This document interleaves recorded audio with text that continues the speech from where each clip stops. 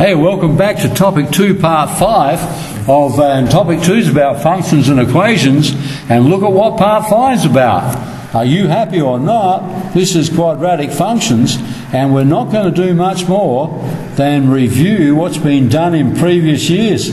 So that's good news. I think you would have seen all this before, quadratic functions, and of course a graph of a quadratic function is a parabola.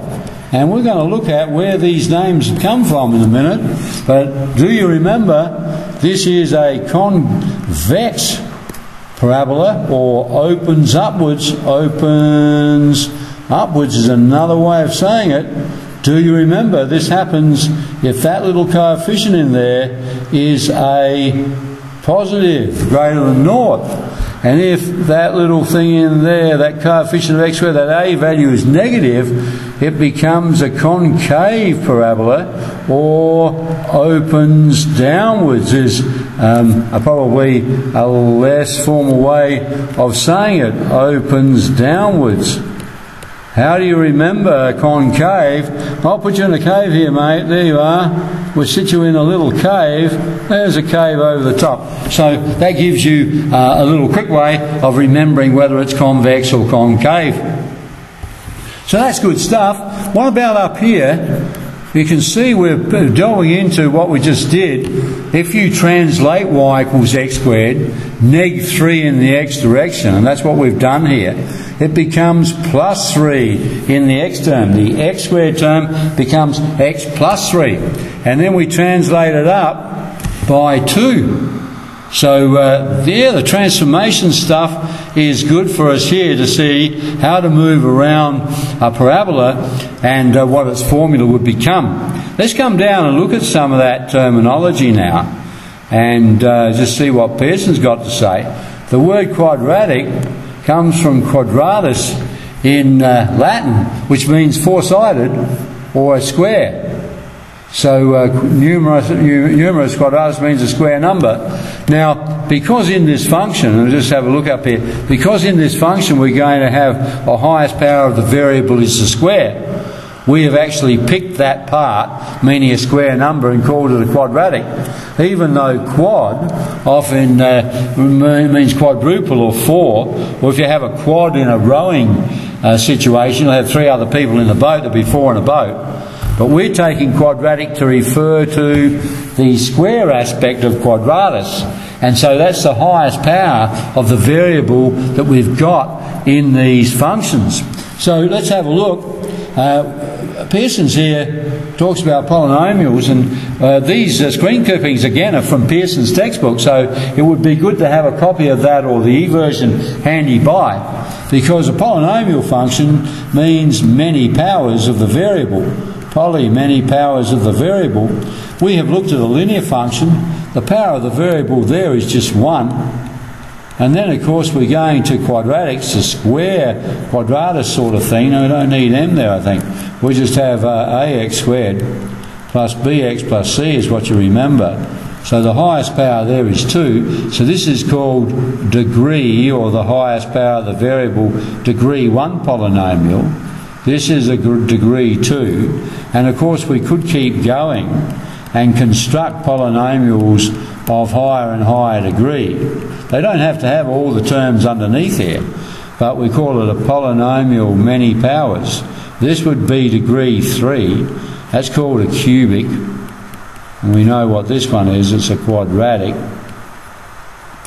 So we have systematic naming here, and of course it keeps going. You could have 4th power, etc. And so this would be degree, meaning the highest power, degree 4, and that's called a quartic. For 4, of course. Okay, so there's a whole family. At the moment, we're only going to stop here at the first 2, a straight line and a quadratic, ax squared plus bx plus c. Let's go down and have a look at some basics now. And there's a definition from Pearson's of a quadratic function. Here we go, we've just done that. And the graph is called a parabola. Well, I wonder if you know why it's called a parabola. Well, the concave one is the best indicator. If I say if you throw an object it's going to follow a pattern like this. When you throw it, only gravity is the force acting now downwards. And so it's parabolic. Do you realise that parabola is equivalent to thrown?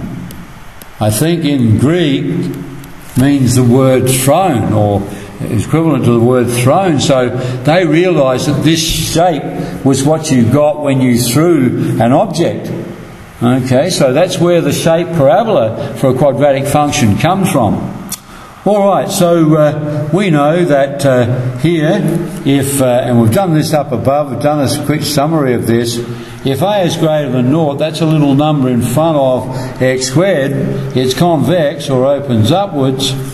If that number in front of x squared is less than 0 or negative, it's concave, opens downwards. So that's a little bit of a review, and of course it's got symmetry, and so the axis of symmetry is right in the middle, and that goes through the vertex. So just a revision of some of those ideas. We're going to unpack those a lot in this presentation. So let's come down now and have a look. So each parabola is symmetric about a line called its axis of symmetry, so that's good. So here is an axis of symmetry. The axis of symmetry of the original dude there is the y-axis, okay, or the line x equals 0 for that original function. And then as we move it around or translate it, so we're going to change that vertex and the axis of symmetry will move. So this axis of symmetry in this green one here is x equals -3. We have moved it by adding 3 to the x term, so that represents a -3 shift in the x direction.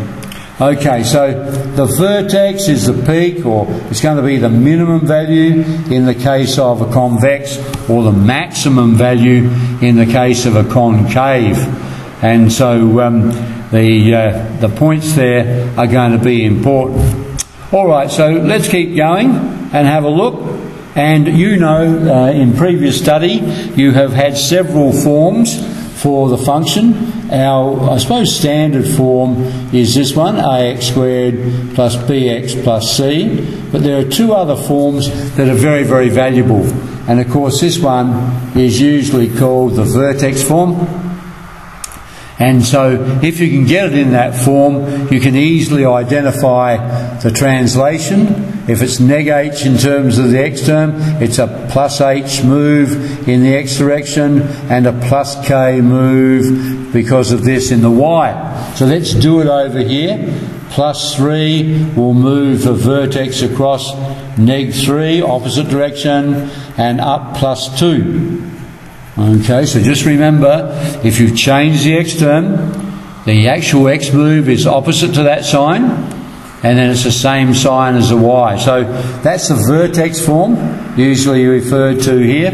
And of course, you can expand it and get the general form, what I refer to the general form there, ax squared plus bx plus c. So this is a very powerful form. This one up here, where you put it as a outside of x take h squared plus k, because you can see quite clearly how the vertex of 0, 0 originally, come over here on this graph, the vertex of y equals x squared is usually 0, 0, and then you will move it according to these numbers here in x take h squared plus k. Alright, bit of revision, let's come down and have a look. So, this is sometimes called the standard form, not usually, but sometimes. And if you can write it in this form, it's a powerful form, where a is not 0. So if a was 0, that would just be a simple function y equals k. So that wouldn't be a quadratic, and it wouldn't have an axis of symmetry at h and a vertex at hk. So this is all to do with, when you look at this function, you can see it's been moved h in the x, opposite sign to this one here, and k in the y. So now, and still, so that means its steepness was originally that, the a out the front. So it was one of this family, like this, with varying steepnesses. But this was 0, 0. and so it's been moved h in the x. If h was positive, be over there, and k in the y, and that will be your new vertex. Your new axis would be x equals h. So that's what they're saying, picking up on the transformation work that we just did. So have a look at that. You might pause it and just study what's written there, maybe make your own notes. Okay, so there is value, isn't there? Do you agree? There's value and bound to get from the general form into this form. Because one of the things it gives you straight away is the vertex. Okay, so this is called completing the square, making a square up. Let's do the revision. And the way Pearson's describe it here is good. So it says that if you want to make a square expression, there's a certain pattern between terms, and that is the number in front of x. If it's going to be a perfect square, halve that and square and add it on will make a perfect square, this square. So check that. When you expand that, you get this. But it gives you a good idea of what you need to do. So here, if you start off, let's start off with a function just x squared plus px. What do you have to put on the end to make this a perfect square? What this is saying is you need to get the number in front of x, divide it by 2 and square it and add it on. So let's put those steps down here. Halve the coefficient of x, then we square it and add it on. That completes the square. But to keep the line the same, we will then have to subtract that value. So that's the idea, because what we're saying here is when you have this pattern up here, it always factors to that perfect square. The middle term is twice the product. Okay, now we usually do this with only a 1. Always have 1 in front there. Okay, and they've got that stated down here. So we're going to have a look at some examples of that. Let's go down and see if we can do it. So here's the first example. So here's our function. And we want to get it in this form so you can find out the vertex and where it's positioned. Its translation, if you like. So let's first of all here start with our function. X squared take 8x plus 18. What are we going to do? There we are. We get to that point. We halve the number in front of x, which is -4, square it and add it on. So that now must come to a perfect square. Now we also take it off to keep the meaning of the line the same. And then we have still got the 18 there. Okay, so let's have a look now. This thing here is always a perfect square. When we halve the coefficient, square it and add it on, it's always a perfect square. If we take it off, then this will keep the meaning of that line still the same. So overall, what have we got? We've got a +2 on the end.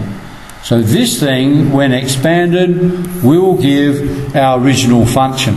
And we know that when we construct that first bit by halving the number in front of x, squaring it, add it on, it always comes to a perfect square. All right, and what's the advantage of this final line?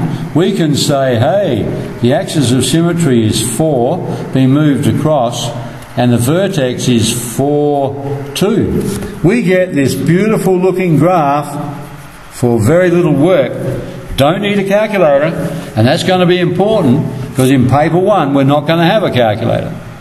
All right, do you want to do another one? Let's have a look at another one. And as Pearson said before, we really do need to have not a -2 there. We need to take that out as a factor, divide everything by -2. What do you multiply -2 by to get -2x squared? You need x squared. What do you multiply -2 by to get -12x? You need a +6. What do you multiply -2 by to get -7/2? It's a +7. So you need to actually take that out as a factor before we do our stuff. So in here now, halve the number in front of x. So half of 6 is 3, square it and add it on. that's always going to give you a perfect square. Then you have to take it off and leave the number that was already there. So this effectively leaves that first line unchanged. So now we've got x plus 3 squared, and this is neg 9 take 7 over 2. Getting them all over 2's. Neg 9 is neg 18 over 2. Take 7 over 2, meaning a total of neg 25 over 2. And it's all within the bracket with a 2 out the front. So let's multiply it out now. Neg 2 times the first term, and then neg 2 times the second is plus 25. So here we have our final function. You can write it like this if you wish. I think what we would tend to do here is to have a look from here, because here we can say there's a neg 3 translation, so the vertex is neg 3 and then 25. Don't actually need to put x take neg 3 squared. If you remember your transformation work, the translation is the opposite sign to the change in the x term, if you like. Alright, let's go down and graph it now from that form. Very powerful tool. This was not easy for us to graph, but now we've changed it to this form. It's neg 3, 25. Why is it upside down? Come over here, look over here. That was neg 2. So it's a fairly steep, concave parabola. Okay, so what are the translations? Well, here's our discussion of how we drew the graph. You can see here it's been in the order of which it's been done. It's been translated neg 3 to the x, and then it's been a vertical stretch of 2 there, and then a vertical translation up, okay, of the graph of y equals neg x squared. Okay, so now what do they say? The graph you've been following the transformations on the graph of y equals x squared. Horizontal translation, reflection in the x-axis. Yes, I didn't put that one in. That's the negative. I was thinking of it as coming from the graph neg x squared, thinking of it as the parent being this one here. So if you want to connect it to the graph of x squared, of course, you need to also reflect it in the axis. If you're connecting it to this one, y equals x squared, you've got to flip it first. Okay. All right. So it's opening down or concave because it's got a negative leading coefficient. This leading term here has got a negative number in front. All right. So is that new? I hope not. Check it out. Let's have a look at an example. So of how you could do it for a general quadratic function, because this is very powerful. So if you had it in general, so you don't have to do it for everyone, is there a pattern? So take out a. What do you multiply a by to get ax squared? It's x squared.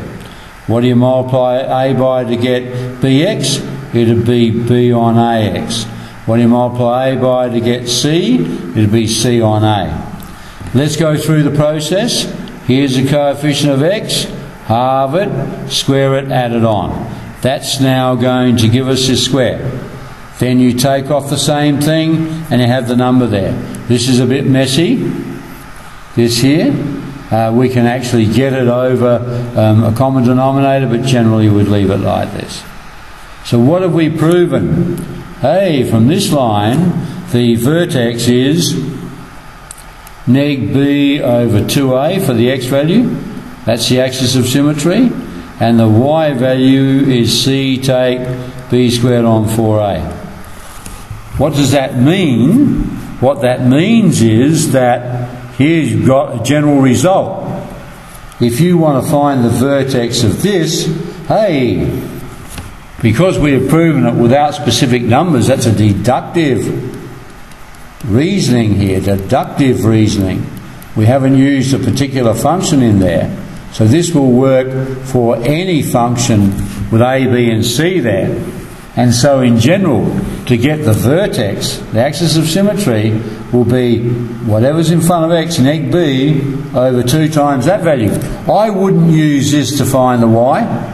I'd get this as a number, sub it in, sub the b and a value in, then sub it into f of x and get the y value that way, rather than trying to remember this very complicated looking expression here, c take b squared on a.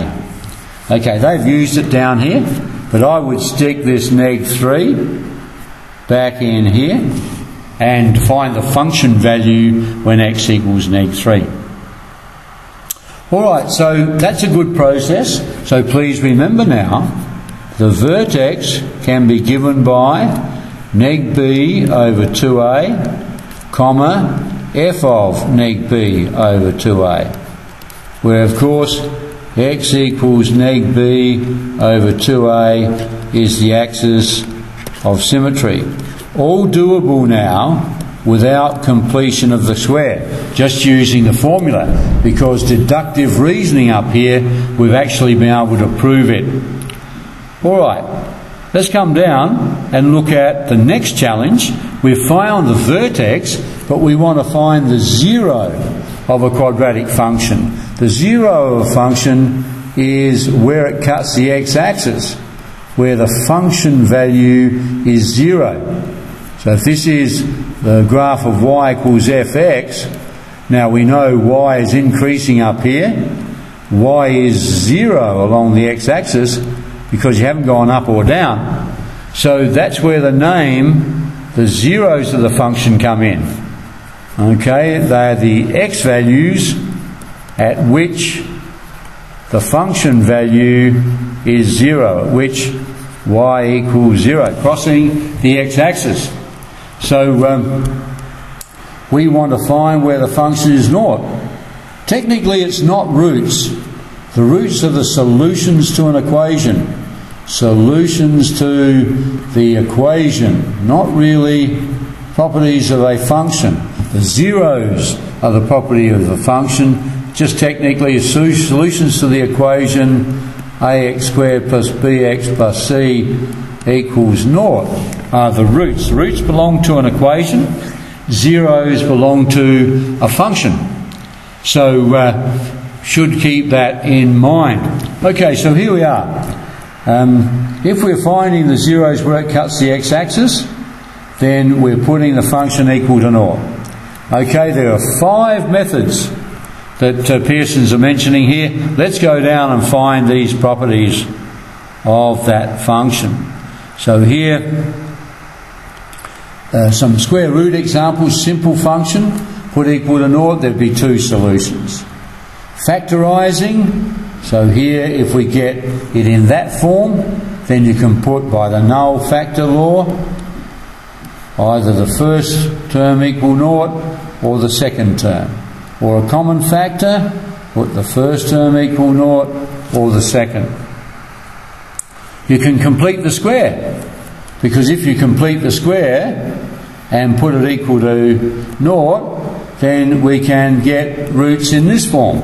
So you can solve ax squared plus bx plus c equals 0 using the perfect square form. A bit harder, we're going through all this trouble to do that. That's not too bad. And then there's a quadratic formula. So you could do this and then just put the numbers in the formula to find the solutions. Do you know how that works? Let's just have a look. If you have this equal 0 and complete the square, you get ax take b on 2a squared plus c take, what was it? Do you remember? Here, I'll take you back up again.